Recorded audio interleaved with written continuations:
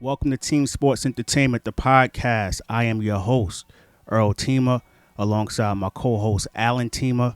But before we go any further, please subscribe to the channel, like the video, and leave a comment below. And most importantly, hit the notification bell. That way you know when all of our new content has been posted. I don't know about you, Unc, but I'm excited, man. NBA season is here, starting Tuesday. I mean, this is the time, a year when real NBA fans, they get excited. Haven't even been a game. We get excited through preseason. Sometimes we overanalyze things through preseason games, but the excitement. This is what the excitement of the NBA. If you're a real NBA fan, you get real excited. It's just a couple of days away from opening night. Yes, sir. So of course we're excited. You know. Yeah. Very excited. Opening night, we have two games, right? Who do we have? We have Golden State and Brooklyn Nets. Ooh. And the Battle of LA, if you want to call it that. Durant. Yeah. Against Golden State. Yeah.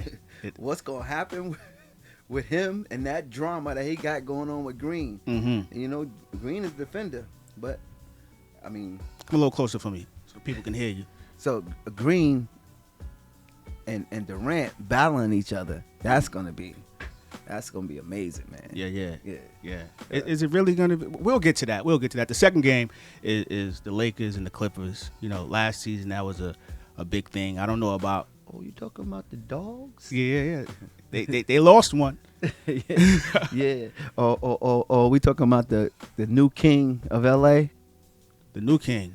He got a new commercial?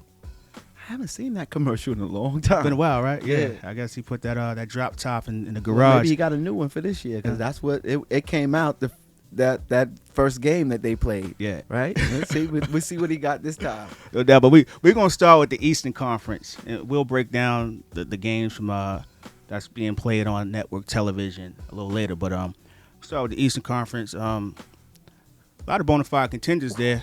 Like, can't even front on it. I mean, it's Clean time slate. to stop saying that the East is weak. It's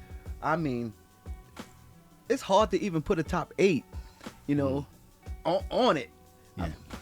Brooklyn, Looking good, man. they're looking good. I know it's preseason, but when you look at, the dynamic, well, we always knew on paper when we looking at that team, we always knew on paper from top to bottom that they were deep. And it's just all about that chemistry and coming together as a team. But if they do that and that they don't let the outside come in and hurt the locker room or their egos get in the middle, man, Brooklyn is definitely a contender. All right, so you name one team, Brooklyn Nets, but if you could, it'll be a little tough because everyone is a contender the first game of the season, right? Like, right. You can look at the roster and we're gonna make the playoffs based on moves and stuff like that, but Right. things happen along the way. Injuries and lack of chemistry. Things just happen. If you could name, not even the top 8, your top 5 teams in the Eastern Conference only, who you don't have to put them in chronological order, just 1 through 5. It's gonna be 5 teams. Make sure. Okay, we got Brooklyn. You got Brooklyn, all right, Boston, for sure. Philadelphia, Philly, yes sir. Milwaukee, All right.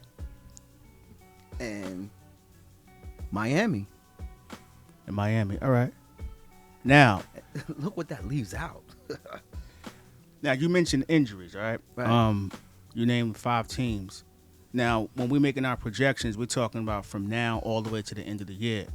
Now, a difference of maybe 4 or 5 games could have you out of the top 5. Now, let's remember that Kemba Walker isn't available for Boston right away. Does Right. that change anything for you or not? That does. Okay. That does. When I came up with that, right now it's based on full rosters. Like I said, injuries we can't say with that. And I don't even know how long Kemba is out for, and that's huge because as deep as the East is this year, and how competitive it's going to be, all hands need to be on board. Yeah. These dudes better not be out with COVID that's going on, this pandemic we're in. They got to safe during Yeah. the season, because if you got to quarantine for a week or two, Yeah, that's a lot of games, and it's a shortened season, and so a lot of that plays in. But this lineup that I put up, the first 5, and that I'm looking at, that's based on everything going right. all right. You know, All right, so let's start with the Brooklyn Nets. All right, when you look at that roster and based on the preseason games that they played, once again, like you stated, we know it's just preseason, but you can tell who's clicking and who's not. Yeah. What are you most excited about when watching them play? One, and secondly, what is something that you've seen that you're a little apprehensive about, you're not sure about regarding that team? Well, the Brooklyn little Nets. bit that I was able to see from them in the preseason, what I'm excited about is how deep they are. Mm-hmm. You know, I watched them bring LeVert off the bench in a playoff game against Boston, actually. And so, we watched him in the bubble actually as the number 1 option. So he doesn't have to really play off of and get out of rhythm playing behind, starting with Kyrie and Durant. Yeah. He's able to come in with the second unit, and it's his team. Yeah. And that, Steve Nash, right off the jump, when I saw that, it's like, he might be one of those coaches. Because most coaches don't make a move like that. They politically put their best 5 out on the floor and not really do what's best for the team. And being that, and they can do that because LeVert is already locked up contractually. Yeah. You know what I mean? So bringing him off the bench with the ball in his hand and allowing Dinwiddie to start, who saw that coming? All right, so you mentioned the starters, right? So obviously preseason they tweak things going forward. Right, I Is don't know if KD going to that's- start at the 4? Because Harris has to start as well for spacing, right? No, I would say he would come off the bench. That's how deep they are. Yeah, it's crazy, right? That's Yeah, how deep yeah, they yeah, are. yeah. That's crazy. Yeah, we Yeah. talking anywhere they go. I don't think they can, and especially when you have a dynamic player like Kevin Durant, and that's another. Now you said 1, but how deep they are is exciting. But the next thing that excites me is although it's just preseason, watching Kevin Durant move around as if he never had an injury. Now that always was my thing. It's like we'll never see the Kevin Durant that we normally see, but so far, wow. Looks good I mean, out he there. got the jump. He's moving around. I haven't watched him play defense laterally like that. Because when I say defense, most people don't look at Kevin Durant as a defensive player. What? No, a lot of people don't, because they're going by an OKC when he didn't play much defense. But when he came over to Golden State, Steve Kerr, and them boys had him playing defense, and I watched him guard 1 through 5. Yeah. 1 through 5. And stayed in front of And many stayed guards. in front of point guards Yeah. and laterally moved with them and shut it down. It made it difficult for them. Yeah. So I mean, and that's what that was, because I'm one of those defensive guys. Everything with me is about defense. So to watch him do that, even though I wasn't a big fan of him in Golden State.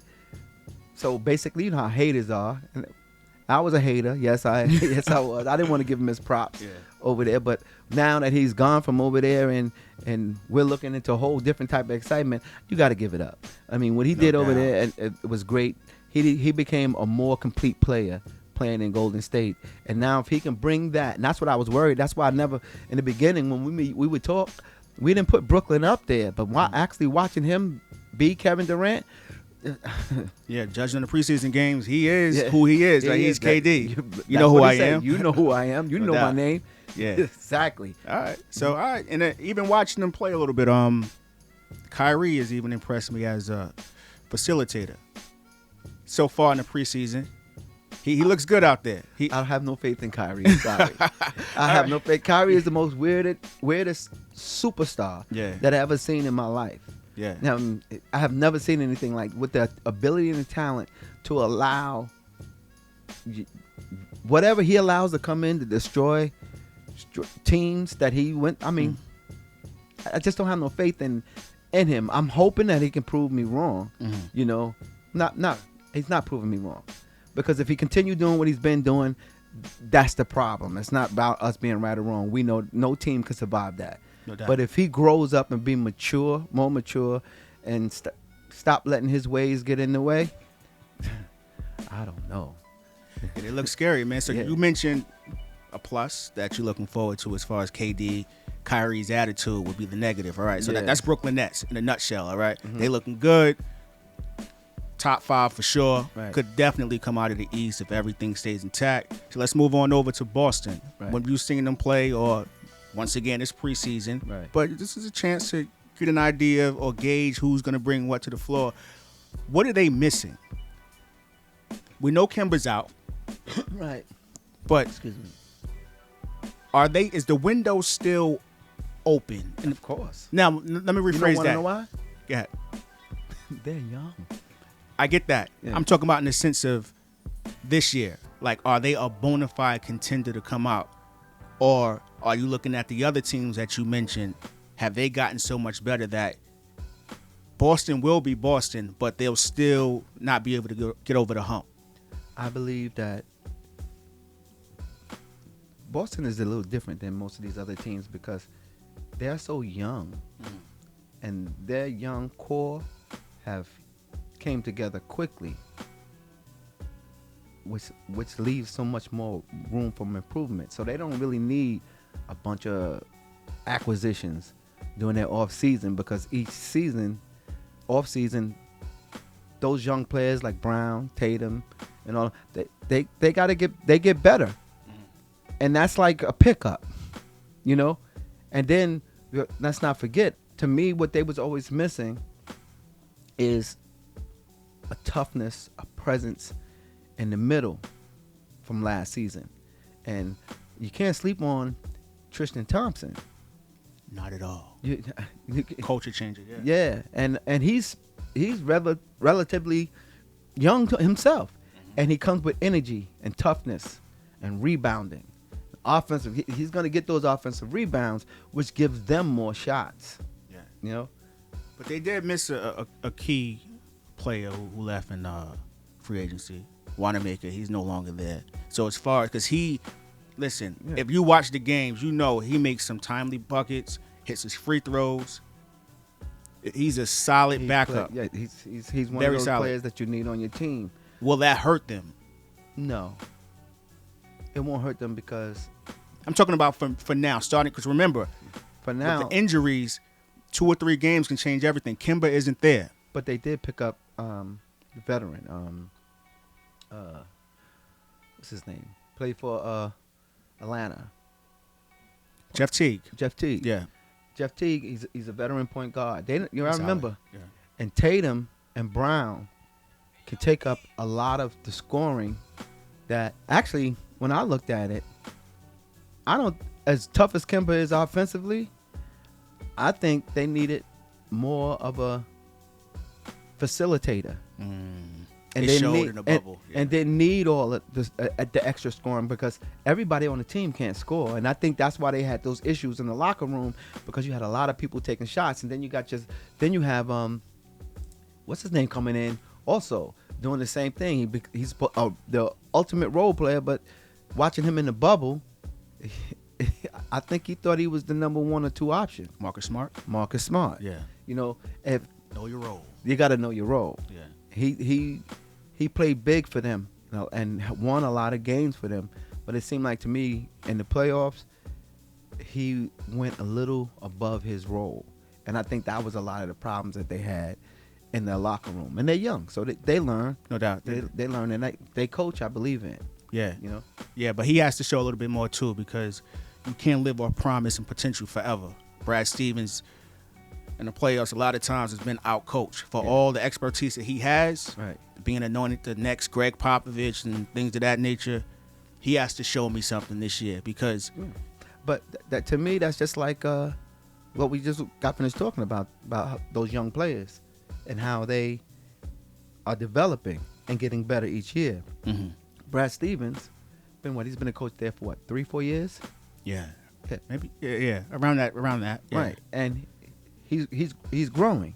He's Mhm. getting better. And as much as we talk about it, I mean, other than that year when Kyrie was in their locker room, Yeah. they've been in the Eastern Conference Finals. It was them. It was Yeah, they played Cleveland. Not last year though. that was second round. Yeah, Toronto. second round. Yeah. Yeah, right. Mhm. So, but they always right there competing at that age. 23. These guys are 23 years old. They actually lost to Miami. Oh yeah, It's Miami. Yeah. Yeah. That's perfect segue because you have them in your top 5 as well, right? Miami. Miami. Yes, of course. Yeah. All right. So going forward, Mm-hmm. they made some key pickups like Avery Bradley, another unsung hero people don't talk about because he fits their culture perfectly. Yeah. I mean, I hated watching him leave the Lakers, being that I'm down with them, but because that's, again, defense is my thing, and Avery Bradley is very underrated. Yeah. Even everybody knowing that he's a defensive player, he's still underrated defensively. Mhm. How many defensive teams have he made? I think one. Yeah. You know, But that's popularity contest for the most part. exactly. Yeah. But him being over there in Miami, yeah, that's huge. I like the acquisitions they picked up because the Hero, Yeah. as great as he played last year as a rookie, one of his problems was defensively. So Yes, having him over there now, Bradley, that's huge. Then can Bam live up to the contract? He's undersized, and He needs to add something to his game, don't you think? some shooting. Yeah. Not, I don't want to see him shooting threes. You don't want to stretch 4 or 5, right? No, Yeah. I mean, no. But if he can pull up for that 15-footer with his ability to go and his handle to go by players, that will open up a lot for him if he can make that shot Yeah. and don't have to get all the way to the bucket. Yeah. That'll open up him to get to the bucket if he can pull up for that short jumper. You No know. doubt. So that would be big for him to pick up, but for him to add on to his game. Yeah. And Butler is Butler. I mean, last year, any doubts that you Did he had? prove a lot? Yeah. I Yeah. mean, come on. Yeah. I thought he was a locker room presence, but I found out that what it looks like to me is the locker room that he's been in wasn't the right type of, and he calls it out. No doubt. He calls it out, and he didn't. That's why when he made the decision to go to Miami, none of us were like, why would it? Because he fits that culture. He found a home. And Yeah. one thing about Miami is that you may not have them winning it all, but there will always be a thorn in the side of Can't another count them team. out. Because coaching, Yeah. they'll make the adjustments. They're going to get after it. And they always bring in players that not necessarily are the best players, but who fit their culture. That's why they sustain, all right? So we have Miami, Brooklyn, Boston. Let's move on over to Philly. right? Yeah. Philly, Yeah. Philly. I'm liking what I see if they keep the team the way it is. No blockbuster trades. Let's try to see if Embiid and Ben Simmons can actually work under a motivator. The process. Yes. Yeah. You got to get them at least 1 year under Coaching. Doc Rivers, yes. Let's see. Just say coaching. Yeah, you're right. Right. Because, I mean, I don't understand how all these coaches that's out there don't have jobs. And over and over again, their coaching has been their problem. You know, No and, adjustments. and that's in the middle of having young stars. Yeah. You know, and to me, relatively, they overachieved from the experience that they had and the coaching they had. Yeah, and I think they're a testament to the fact that people talk about talent often, but having defined roles is everything. I don't think Embiid and Simmons had the leadership intact to allow them to even understand what's my role. Right. I think Doc is going to change that and bringing in veterans like Danny Green. And when you mention Danny Green, Yeah. especially the Laker fans, Yeah. they're gonna say, "Oh, you know, this guy was getting death threats." But what he brings to a team is A winner. Even with him not playing well, he's still valuable to the team, and people don't understand that. Always in the right place. Yeah, and he's a leader. Yeah. He's a different type of leader. He's not the superstar that's leading, but he knows he's a veteran. He's been in. Look at the locker rooms he's been in. Yeah. He's been in, and that's championship pedigree right there. And one under three in three different environments. Yeah. You know what I mean? So with some of the top coaches in the league. yeah. Yeah. Yeah. And he knows what it's like to play with superstars as well. Right. So I think he can keep egos intact because listen, I play with Bron, I play with Tim Duncan. You know what I mean? I play with Kawhi. And we won chips. Yeah. You know, so Right, he got that to get into those young stars' mind over there. You know, okay, just this is what I learned from Duncan. Okay, so how you going to Popovich showed me this? You know what I mean? I played with LeBron and boom. Yeah. And I won a championship in Toronto. No doubt. And another thing, Philly finally got some shooting. Yes. Shooting. And, you know, people don't understand Curry over there. And Automatic. And the reason why I'm not going to say his first name, because when you say Curry, the first thing that you mention and think of is Steph. But his shooting percentage is better than Steph's. Over his I'm career, not saying yeah. he's better than Steph He's now. a 40% three-point shooter. Yeah. During the course of his career. That's Exactly. insane. Yeah. 40% from three-point range. And he had never had an inside presence. Well, if Embiid get in the paint and be the presence that he can be. Defined roles. Right. And Doc not having that. Yeah. Doc is not having Yeah. that. No, he's going to have him on that post. But when he needs to open it up, you know, because he doesn't shoot that bad from three-point percentage in big moments of the game. Yeah. But that can't be a part of what you do all game. That's the issue. You know, yeah. If you want to open the floor up to get Ben downhill, he's gonna have to come out at some time, and people don't understand that. You know, That's and they be big, wondering why is Embiid out here at the three? Because you got to open it up so that Simmons can get to the basket and make other people better, Yeah. and actually score for himself. Yeah. And that You're excited about them, right? Simmons, Yeah. the biggest mistake that they could make is trading him for Harden. You're right. And that should be added motivation to stay the course, stay on the path, and stick to your defined role. Now, Because Doc has a lot to prove. Yeah. We say he's a great motivator. Mhm. He's in a whole different organization. right. Embiid, Mhm. you're reaching that point in your career where promise and potential isn't enough. You need to get that. Come on, man. You probably the best natural center in the league. I He think- is As far as natural center. yeah, Yeah, ability, yeah, yo, we got natural centers in the league because of their heights and all that, but the great actual point. skill set yeah, he's a modern day and an old school center, yeah. You're right. you know. But it's being that he has all that, let's utilize all of it. No doubt. You know? And I Yeah. like the fact that you said Ben with the shooting is going to have some space to go downhill because no one can really play off of him. You know what I mean? He can attack and not worry about the help coming from the weak side or the blind side because he can kick it out to a shooter. So now we have Philly, talking about Boston, the Nets, and Miami. But now, Bucks. number one team in the East the last 2 years, right? The MVP is there. They made some changes. Ladies and gentlemen, we're talking about the Milwaukee Bucks. Yeah. Oh, what do you think about them? Do you still have the same faith I in the never fact had that faith in them. I never, and Yeah. that's not an attack on them or saying that they didn't deserve to be what they are. But Mhm. I didn't expect for them to go into the season next year to be again the number one seed last year. Because if you look at their roster,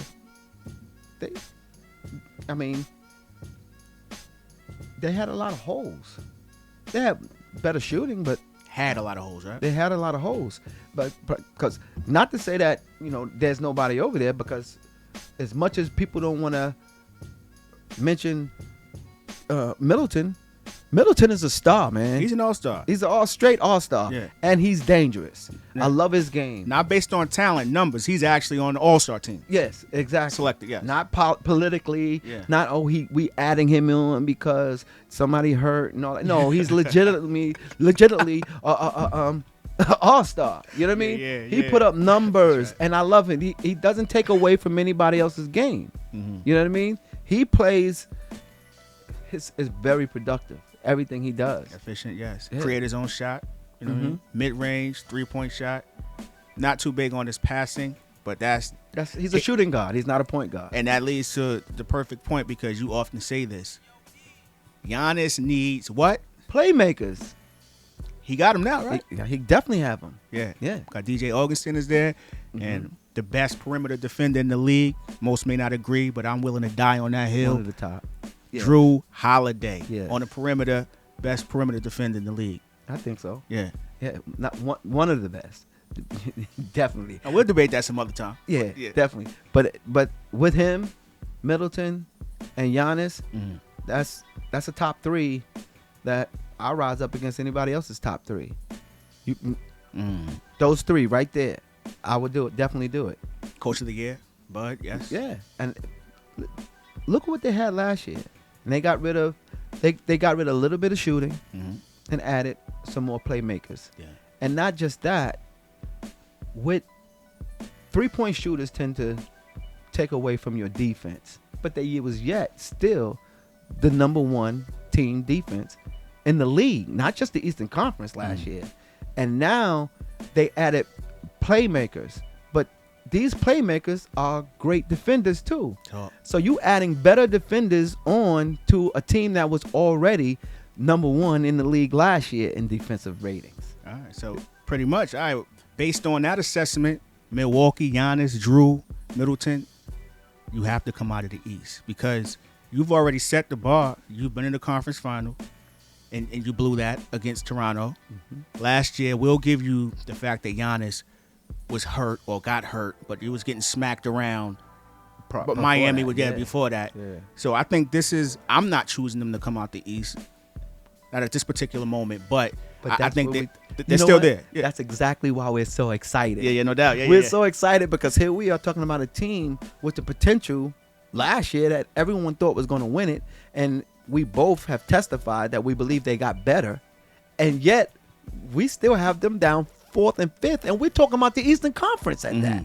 So I mean, this is what I mean about the excitement of this season. So you have them 4th or 5th. So the list that you gave is in order. Pretty much. So Boston above Milwaukee. Yeah. All right. Listen, I'm not arguing against it. Like either way, like it makes sense. Tatum, it's getting better. Yeah. Not only that, but Tatum, they said that he grew. Yeah, he's now 6'10". Yeah. So he's a 6'10" shooting guard, even though he doesn't play shooting guard. But if you watch his game, he's a shooting guard. He could play small forward. Yeah. He can initiate your offense at times. I wouldn't go with saying he's a point forward, but he has a lot of skills. Yeah, he does. He can play 4 different positions, 4, 3, 2, and a little one handling the ball if you need him to. Not that I would do that, but he has the capability to do that. So going back to the Bucks, I understand because the Bucks seem to always own them. The difference is, and no, I'm not saying that Tristan Thompson can stop the Greek Freak, but he can stay in front of him. That's that toughness. You're not just coming in here 20 feet from the basket, running in and just doing what you want to do. Like I watched him do Boston in the playoffs. It's like everybody was moving out his way. Tristan D's up. Yeah. So I'm not. Tristan Thompson ain't letting that happen. No. He'll foul out first. No doubt. So we mentioned top 5 teams in the East here at Team Sports Entertainment, the podcast. We'll let you select the next 3. As a matter of fact, give us your top 8 in the comment section. Hold on 1 second before we go. I got to speak on these sleepers, man. Because let's get our top 8. We got 5. All right. You got to finish them. Yeah. Finish it off. It's 8 spots for the. All right, so we got another 3. Go ahead. Yeah. And listen to this. We forgot about them. And then we always sleep on them. Toronto. Yes, Toronto is solid, but I don't see them coming out this. I had them coming out the East last year. We're not But- talking about coming out. We're talking about a playoff spot. Playoffs. All right. Toronto. That's that. We was at 5. This is 6 This now. 6. You got Toronto. Mhm. You still got Indiana out there, and I believe that they're going to be a better team. They just changed coaches. Who's coaching them now? You know. Indiana. Slipping my mind at the moment. We'll get back to it. Yeah. I gotta research that Mhm. because I know they got rid of Nate. Yeah. So now you got Indiana, right? My man Westbrook will definitely make an impact over there in Washington. And it's not just Westbrook. He got Bill over there. And Westbrook is going to make those role players over there look like, well, why other teams didn't pick up? So that's the these eighth dudes? seed. I'm just naming names. I can't even put this Because together I would take Indiana out, and I'm putting Atlanta there. because it really doesn't matter because you forgot this year we got to play. The play-in, yes. Yeah. Yes. So that's even more excitement. That's why you gotta mention all of this down. We can't No doubt. get out of here because not only that then you got Orlando, who everybody kind of all years, but they always in that 8th and 7th seed in the playoffs to go home in the first round. Without And doubt. they picked up some new players, and one of the players over there that I'm excited about is Cole Anthony. I'm excited about him. Yeah. I really believe that he's gonna grow. He has potential. Yeah. I believe so. And so you got Orlando, and his was I'm ready getting ready to blow your mind, man. The Don't New do York it. Knicks. Woo. Tibbs. Well, before you even get there, because if you're saying the Knicks, right? Yeah. In the playoff spot or play-in? That's what I'm saying. Because I'm looking at all these teams, Okay. and remember this from the 5 down. I'm not giving you no order Got you. because you don't Valid point. Valid. I'm not giving you an order from here. From here, I'm just naming in my mind who I believe is potential playoff candidates. And that's shocking that it's been over a decade since I can think of the Knicks actually being in the playoffs. But I really think that they're going to make a playoff run. Even if they don't make it, just the simple fact that they're in the hunt for a playoff spot is another reason why this season is so exciting. Man. No doubt. Exciting. Yeah. Kid, I like the young players, and for the first time, the Knicks did not go out, try to sign some Trash used to be, contracts. and give somebody a whole bunch of money to come over there and to do what? They got players that's going to come out and compete, and if you're not going to compete, guess what? Tibbs is going to sit you down. Tibbs ain't playing you. No doubt. Period. Mhm. And that's what I like that. And No I doubt. really Yeah, believe that they're gonna if not make the playoffs, they're gonna be in a push for it. Yeah. So I couldn't leave out of this without saying this. So pretty much you not going in the garden and just walking over them. You playing ball now. It's not an automatic W. And another thing, I'm not too quick to throw. When I say this, you might bust out laughing. Detroit out of there. It sounds crazy, but Depends how Blake is. Blake is Blake, at people least forgot 85 about to him. 90%. What? But when the last I seen him, he was changing his game to be more perimeter, and he was handling the ball and doing a great job with it. He just didn't have nobody around him. Yeah. Then the injuries. If he could stay healthy, play the way he's playing, way we know Blake to play. And remember, they just picked up from as a free agent from Denver. Denver. Yeah. What's his name? Jesus, there's so many players. Going you Blake, keep right? putting Yeah. in. Played well against LA in the playoffs. Formerly played in OKC. We'll get that name for you. I'm drawing a blank right now. I know exactly who you're talking about. The excitement has got me in a different But place here. it's bugged out that if he's so special, how could you forget his name? But it's so many up and coming stars. He's been a role player for so long, but I think his fit on any team is big. And then you still got the point guard over there that everybody was looking for, Derrick Rose. Derrick Rose is over there, and I believe he's still coming. Jeremy Grant. Jeremy Grant. How did we forget that, right? He He was Jeremy Grant over there in Detroit. one of the more defined role. So he Yeah. left Denver. Yeah. And I saw him. He's at that peak to, we look for guys to come in and be automatic superstars. He bet on himself, Mm-hmm. sort of like what Butler did. And now he's over there in Detroit. And I believe that he's going to ready to take his game to a whole nother level and show us something that we never seen. And even if he gave us what he have been showing us in the last previous seasons, that's going to help them also. So again, I'm so excited. I had to mention those teams. No doubt, yeah. And so the Eastern Conference I love it. is, again, no one should be sitting around and saying the East is weak, because I don't think so. No doubt. All right, so in a nutshell, my uncle said the East is not going to be a cakewalk. You got to show up and ball each game. No automatic W's. I'm excited about this year, man. We just want y'all to leave your comments below. Like I stated before, give us your top 8 teams in the Eastern Conference. We'll be sure to comment back. Once again, hit the notification bell, as well as subscribe to the channel. We are Team Sports Entertainment, the podcast. I'm your host, Earl Teemer, alongside my uncle, Alan Teemer. We appreciate y'all. NBA season tip-off is here, ladies and gentlemen. Let's get it.